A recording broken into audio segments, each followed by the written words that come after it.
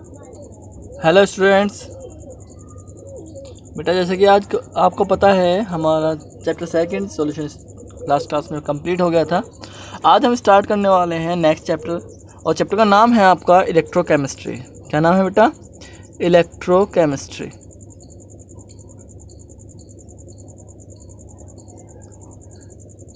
Electrochemistry अगर मैं बात करता हूँ इस नाम की, तो इलेक्ट्रो और केमिस्ट्री दो अलग अलग ब्रांच को एक साथ जोड़ता है। केमिस्ट्री और इलेक्ट्रिसिटी दो अलग ब्रांच को एक साथ जोड़ता है। तो इसको अगर मैं इलेक्ट्रो केमिस्ट्री को डिफाइन करता हूँ तो क्या बनता है? It is the branch of chemistry, it is the branch of chemistry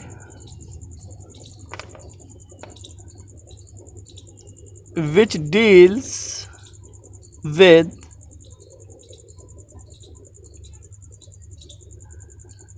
relation between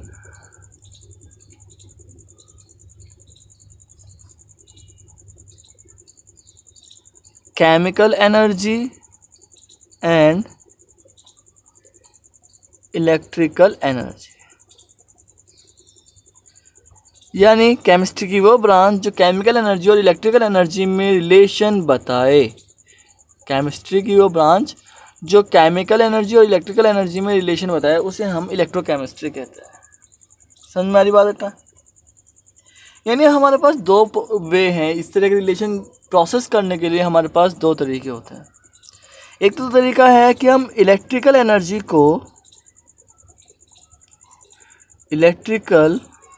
को केमिकल एनर्जी में कन्वर्ट करते हैं, और एक तरीका है बेटा हम केमिकल एनर्जी को इलेक्ट्रिकल एनर्जी में कन्वर्ट करते हैं। यानी इस तरह का रिलेशन हम बनाएंगे तो हम इलेक्ट्रिकल एनर्जी को केमिकल एनर्जी में कन्वर्ट कर सकते हैं, या फिर हम केमिकल एनर्जी को इलेक्ट्रिकल एनर्जी में कन्वर्ट कर सकते हैं। तो इस हिसाब से अगर हम देखते हैं तो इस हिसाब से हमारे पास दो तरीके हैं या दो रिलेशन हैं।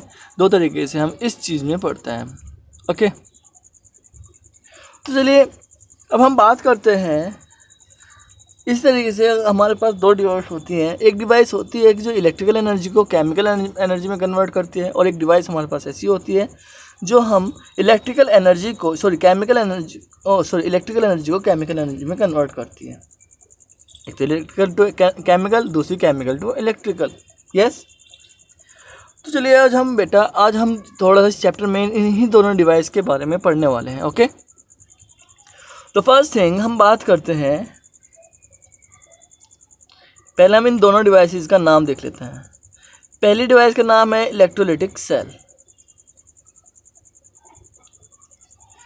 अगर मैं बात करता हूँ इस सेल के बारे में, तो this device is used for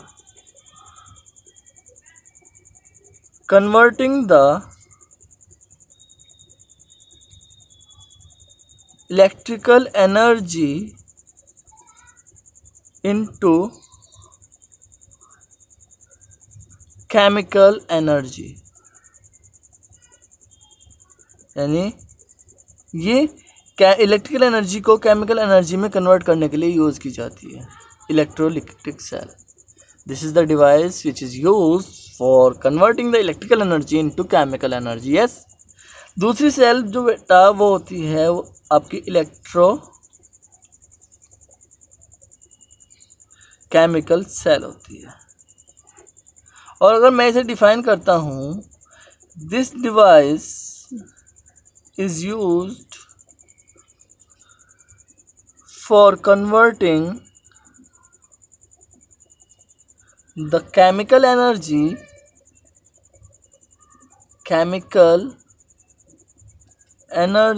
into electrical energy. यानी ये इलेक्ट्रिकल एनर्जी में कन्वर्ट करने के लिए यूज़ की जाती है। केमिकल एनर्जी को इलेक्ट्रिकल एनर्जी में कन्वर्ट करने के लिए ये डिवाइस यूज़ की जाती है। Is that clear? तो बेटा अब आज हम इन दोनों के बारे में इनके असेंबल कैसे असेंबल की जाती है, असेंबलिंग द डिवाइसेस। चलिए फर्स्ट अब हम बात करते हैं, नेक्स्ट टॉपिक जो होगा हमारा असेंबलिंग द डिवाइसेस होगा, यानी इन डिवाइसेस को हम कैसे असेंबलिंग करते हैं, असेंबलिंग द डिवाइसेस। ओके, तो पहले हम बात करेंगे इलेक्ट्रोलाइटिक सेल की। किसके बारे में बात करेंगे बेटा? इलेक्ट्रोलाइटिक सेल के बारे में हम बात करेंगे। बेटा इलेक्ट्रोलाइटिक सेल के बारे में अगर हम बात करते हैं, इसमें एक कंटेनर होता है, ओके, और कंटेनर में एक मेटल रोड होती है। ये कह लीजिए आपने लास्ट क्लास में पढ़ा था, दीज आर कैथो इलेक्ट्रोड्स, यानी इसमें 2 इलेक्ट्रोड्स होते हैं। कंटेनर में हम एक साल्ट सॉल्यूशन डालते हैं। क्या डालते हैं बेटा? Salt solution. These are electrodes. आपको याद रखना है, लेफ्ट साइड पे जब भी आप बात करोगे तो लेफ्ट साइड पर हमेशा एनोड होगा और राइट साइड पर हमेशा कैथोड होगा। एनोड पर बेटा पॉजिटिव चार्ज होता है और कैथोड पर नेगेटिव चार्ज होता है, ओके, इन दिस डिवाइस। आपको एक और चीज़ याद रखना है, जब हम बात करते हैं, अब देख रहे हैं तो ये रिएक्शन पूरी तो होगी नहीं, यानी आप क्या करते हो, इसमें जो आपके इलेक्ट्रोड्स होते हैं, इलेक्ट्रिसिटी पास कराने पर आप केमिकल रिएक्शन प्रोसेस कराते हो, यस। तो इस चीज़ के लिए आप उसे एक बैटरी से जोड़ देते हो, ओके। बैटरी से जोड़ने के बाद आपका सर्किट कंप्लीट हो गया, तो आपका इलेक्ट्रिसिटी पास होगी, तो केमिकल रिएक्शन हो जाएगी। Is that clear? आपको याद रखना है, एनोड पर हमेशा ऑक्सीडेशन होता है और कैथोड पर हमेशा रिडक्शन होता है। जब हम इलेक्ट्रोलाइसिस कराते हैं तो बेटा आपको याद रखना है कि जो मेटल है एट एनोड वो इलेक्ट्रॉन लॉस करेगी और at cathode metal ion electron gain करके मेटल में कन्वर्ट होगा। इस तरह की रिएक्शन है। तो अगर आप देख रहे हो, नोट कर रहे हो, तो आप जब तक इलेक्ट्रिसिटी पास नहीं कराओगे तब तक ये रिएक्शन पॉसिबल नहीं होती। That means this process is non spontaneous. कैसा प्रोसेस है ये? नॉन स्पॉन्टेनियस प्रोसेस है। एनोड पॉजिटिव चार्ज होगा, कैथोड नेगेटिवली चार्ज होगा, साल्ट सॉल्यूशन होता है इसमें, यस। क्लियर है आपको? आपके मेटल रोड होती है, इलेक्ट्रोड होता है। अब हम बात करते हैं दूसरी डिवाइस की। दूसरी डिवाइस के बारे में बेटा जो हम बात करते हैं, दूसरी डिवाइस का नाम है आपकी इलेक्ट्रोकेमिकल डिवाइस। कौन सी? Electrochemical cell. वो इलेक्ट्रोलाइटिक सेल थी और ये इलेक्ट्रोकेमिकल सेल, ओके। अब ये जो इलेक्ट्रोकेमिकल सेल है आपकी, इसमें 2 हाफ सेल्स आपस में जोड़ी जाती है। कैसे भाई? इसमें 2 जो इलेक्ट्रोड्स होते हैं, वहाँ पर आपको याद रखना है, कंटेनर में, एक ही कंटेनर में 2 इलेक्ट्रोड्स होते हैं। यहाँ पर अलग अलग कंटेनर में अलग अलग इलेक्ट्रोड होते हैं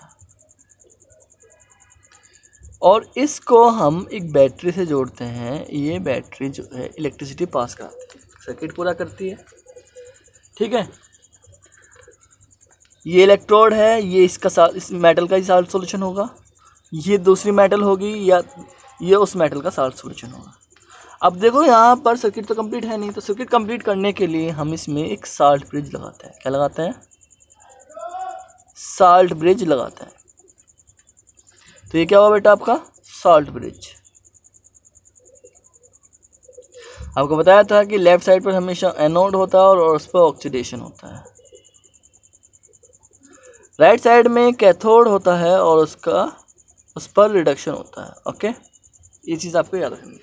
साल्ट ब्रिज में स्ट्रॉन्ग इलेक्ट्रोलाइट होता है बेटा, स्ट्रॉन्ग इलेक्ट्रोलाइट होता है, लाइक KCl, NaCl, कुछ भी, ओके, MgCl2। तो साल्ट ब्रिज का फंक्शन, सबसे पहली बात आपको बता दूं, साल्ट ब्रिज का फंक्शन क्या है। साल्ट ब्रिज का फंक्शन बेटा, सर्किट कंप्लीट किया है इसने, तो ये कंप्लीट द सर्किट, इस सर्किट कंप्लीट करता है। ओके, सेकंड चीज़ ये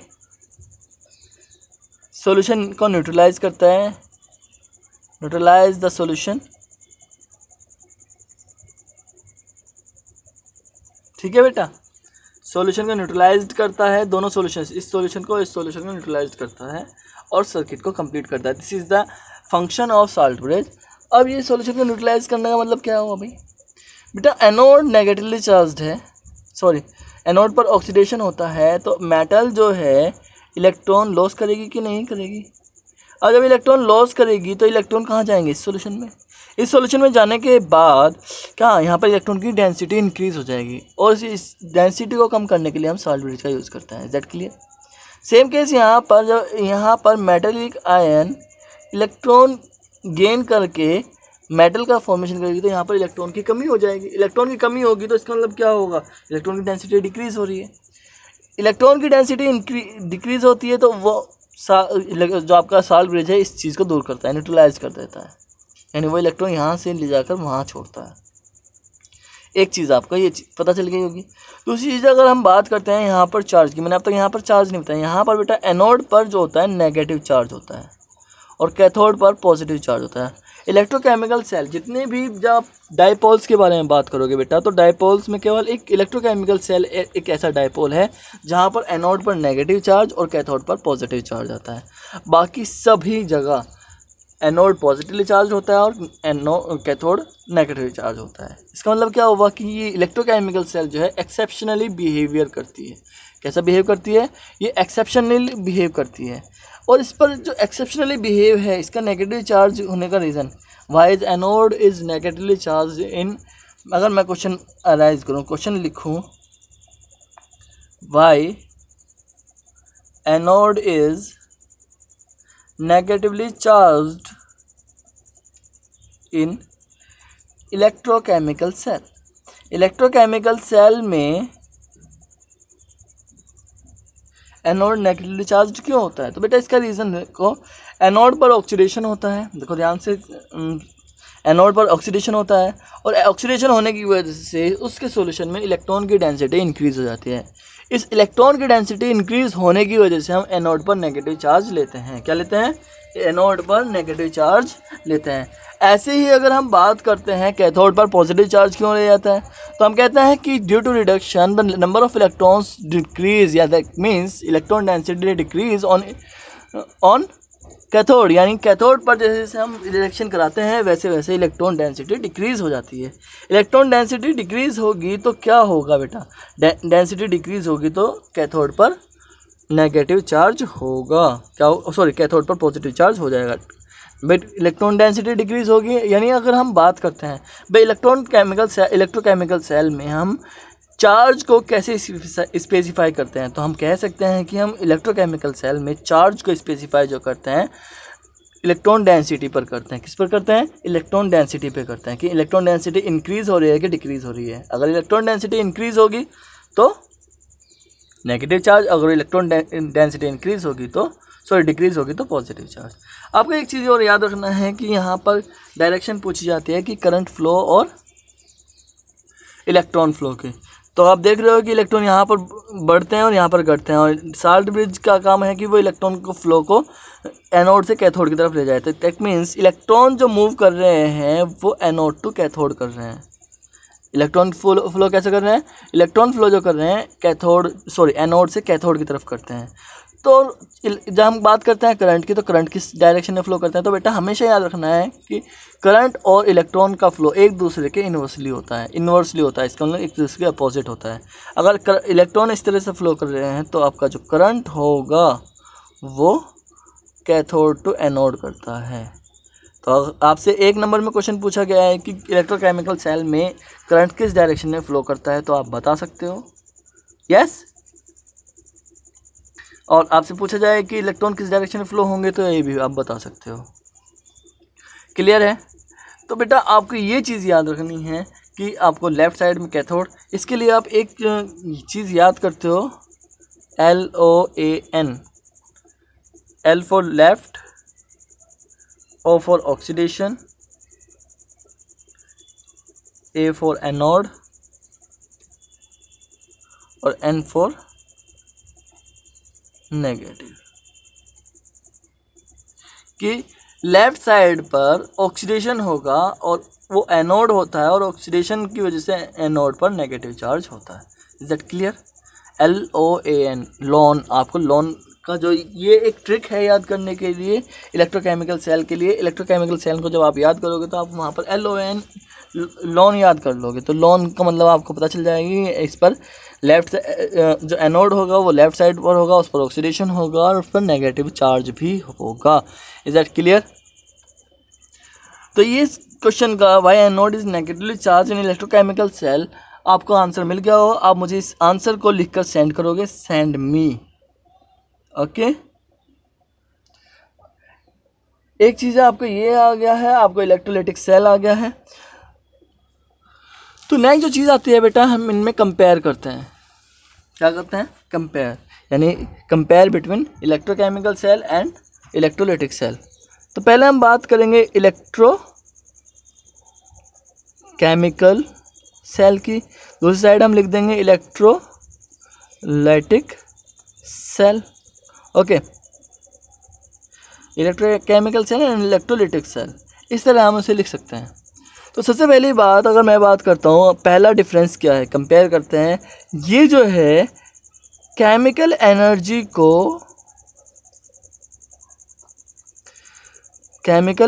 को कन्वर्ट करती है इलेक्ट्रिकल एनर्जी में। यस,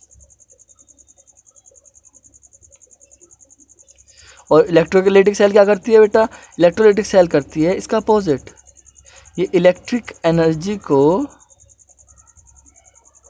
कन्वर्ट करती है केमिकल एनर्जी में। ओके, क्लियर है?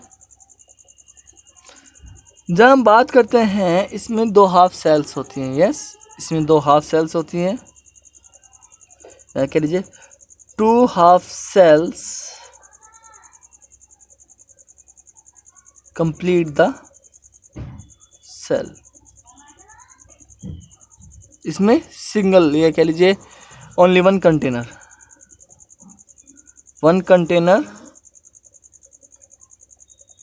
Consist 2 electrodes in it. Clear है बेटा आपको? इसके बाद अगर आप बात करोगे, इलेक्ट्रोकेमिकल सेल में साल्ट ब्रिज होता है। Yes, salt bridge present. और अगर इलेक्ट्रोलाइटिक सेल की बात करते हैं तो इसमें साल्ट ब्रिज एब्सेंट होता है। Okay, salt bridge absent. अब बात करते हैं मेन पॉइंट की।